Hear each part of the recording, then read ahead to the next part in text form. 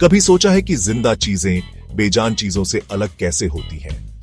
ये है बढ़ने, बदलने और अपनी जैसी और चीजें बनाने की गजब की काबिलियत। ये सब मुमकिन है हर जिंदा चीज के अंदर चल रही कुछ एक्टिविटीज की वजह से, जिन्हें लाइफ प्रोसेसेस कहते हैं। एक अच्छी टीम की तरह ये प्रोसेसेस मिलकर हर ऑर्गेनिज्म को जिंदा रखते हैं। छोटे से बैक्टीरिया से लेकर बड़ी से बड़ी व्हेल तक।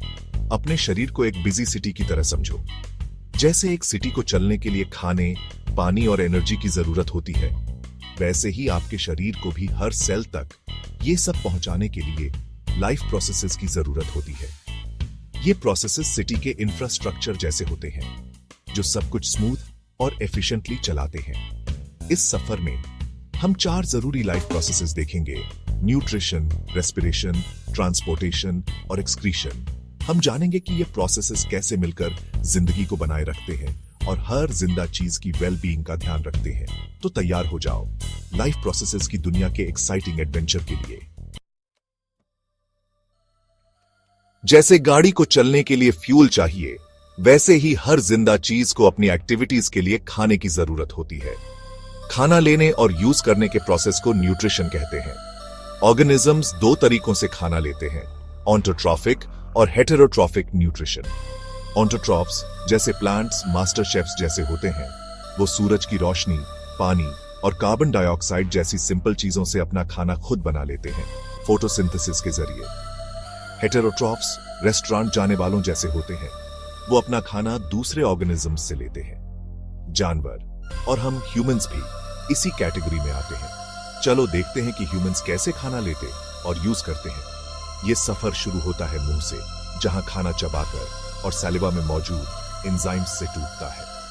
फिर ये थोड़ा पचा हुआ खाना इसोफेगस से होता हुआ स्टमक में पहुंचता है, जहां ये और पचता है डाइजेस्टिव जूसेस के साथ। स्टमक से खाना स्मॉल इंटेस्टाइन में जाता है, एक लंबी ट्यूब जहां ज्यादातर न्यूट्रिएंट्स ब्लड में अब्सॉर्ब हो जाते हैं। आखिर में बचा हुआ वेस्ट लार्ज इंटेस्टाइन में जाता है और शरीर से बाहर निकल जाता है। खाना जिंदगी के लिए बिल्डिंग ब्लॉक्स और एनर्जी देता है, लेकिन रेस्पिरेशन वो प्रोसेस है जो इस एनर्जी को खाने से रिलीज करता है। रेस्पिरेशन को इंजन समझो जो जिंदगी की मशीन को चलाता है। रेस्पिरेशन हमारे शरीर के हर सेल में होता है और इसमें ग्लूकोज, एक तरह की शुगर, ऑक्सीजन की मौजूदगी में टूटता है और एटीपी, एडिनोसाइन ट्राइफॉस्फेट के रूप में एनर्जी रिलीज करता है। इस प्रोसेस में कार्बन डाइऑक्साइड और पानी भी बनते हैं बाय प्रोडक्ट्स के रूप में। रेस्पिरेशन 2 तरह का होता है, एरोबिक और एनेरोबिक। एरोबिक रेस्पिरेशन, जैसा कि नाम से पता चलता है, ऑक्सीजन की जरूरत होती है और ये एनर्जी बनाने का सबसे एफिशिएंट तरीका है। एनेरोबिक रेस्पिरेशन ऑक्सीजन के बिना होता है और कम एटीपी बनाता है। दौड़ने के बारे में सोचो। जब आप दौड़ना शुरू करते हैं, आपकी muscles readily available oxygen use करती हैं और एरोबिक रेस्पिरेशन करती है। लेकिन अगर आप तेज दौड़ते रहेंगे तो आपकी मसल्स को पूरी ऑक्सीजन नहीं मिलेगी और वो एनेरोबिक रेस्पिरेशन पर स्विच करेंगी। इससे लैक्टिक एसिड बनता है, जिससे मसल्स में थकान होती है। अब जब हमने देखा कि ऑर्गेनिजम्स एनर्जी कैसे लेते और यूज करते हैं, चलो देखते हैं कि ये एनर्जी और दूसरे जरूरी न्यूट्रिएंट्स शरीर में कैसे घूमते हैं। ह्यूमंस में सर्कुलेटरी सिस्टम, जिसमें हार्ट, ब्लड वेसल्स और ब्लड होते हैं, हाईवेज और बाईवेज के नेटवर्क जैसा काम करता है। हर सेल तक जरूरी चीजें पहुंचाता है। हार्ट एक पावरफुल पंप की तरह ब्लड को पूरे शरीर में पहुंचाता है। आर्टरीज एक्सप्रेसवेज जैसे होते हैं, ऑक्सीजन रिच ब्लड को हार्ट से टिश्यूज और ऑर्गन्स तक ले जाते हैं। वेन्स लोकल रोड्स जैसे होते हैं, डीऑक्सीजनेटेड ब्लड को वापस हार्ट में लाते हैं। और कैपिलरीज सबसे पतली ब्लड वेसल्स डिलीवरी ट्रक्स जैसे होते हैं, ऑक्सीजन, न्यूट्रिएंट्स और वेस्ट प्रोडक्ट्स को ब्लड और सेल्स के बीच एक्सचेंज करते हैं। ये एफिशिएंट ट्रांसपोर्टेशन सिस्टम हर सेल को ऑक्सीजन और न्यूट्रिएंट्स की सप्लाई देता है और वेस्ट प्रोडक्ट्स को सही ऑर्गन्स तक पहुंचाता है ताकि उन्हें बाहर निकाला जा सके।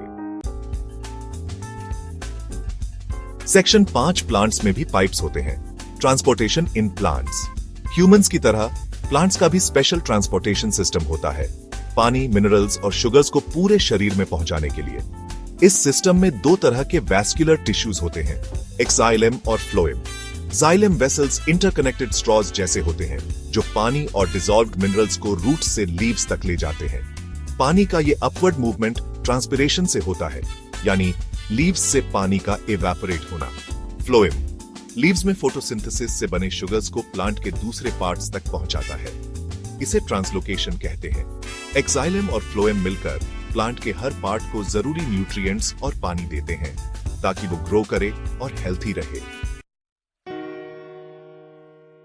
सेक्शन 6 कचरा बाहर निकालना, एक्सक्रीशन। किसी भी अच्छे से चल रहे सिटी की तरह लिविंग ऑर्गेनिजम्स में भी वेस्ट प्रोडक्ट्स बनते हैं जिन्हें एफिशिएंटली बाहर निकालना जरूरी होता है। शरीर से मेटाबॉलिक वेस्ट प्रोडक्ट्स को निकालने के प्रोसेस को एक्सक्रीशन कहते हैं। ह्यूमंस में किडनीज एक्सक्रीशन के मेन ऑर्गन्स होते हैं।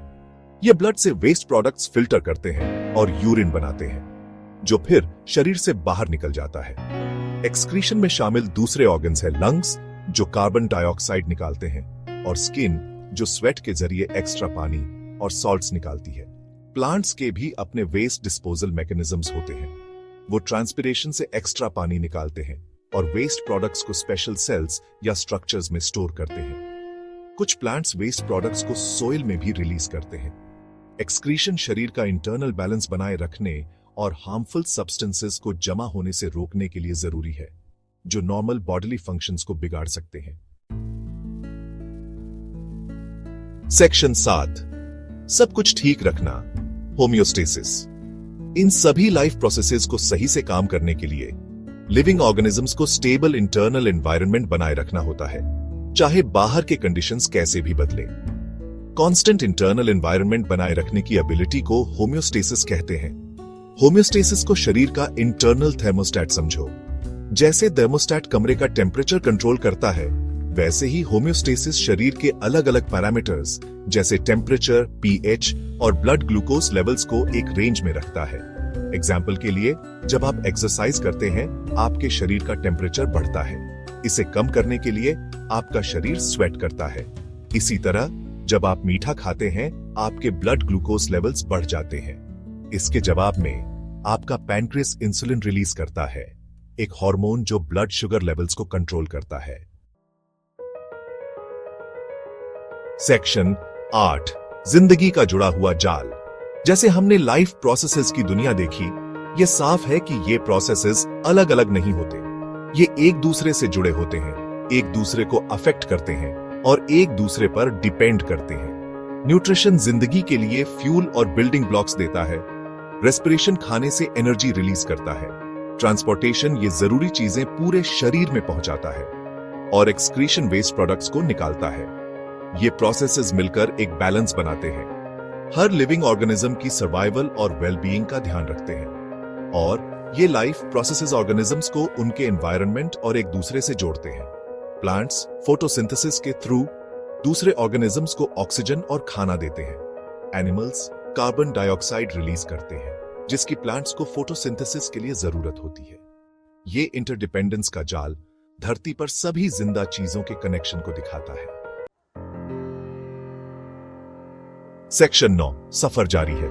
लाइफ प्रोसेसेस की हमारी एक्सप्लोरेशन बस शुरुआत है इस बड़े और इंटरेस्टिंग फील्ड की। जिंदगी को कंट्रोल करने वाले मैकेनिज्म्स के बारे में अभी बहुत कुछ जानना और समझना बाकी है। जैसा हमने सीखा, लाइफ प्रोसेसेस हर लिविंग ऑर्गेनिज्म की सर्वाइवल के लिए जरूरी है।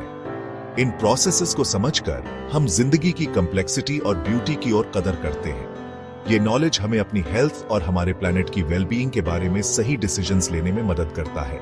तो चलो एक्सप्लोर करते रहें, सवाल पूछते रहें और जिंदगी के वंडर्स पर हैरान होते रहें।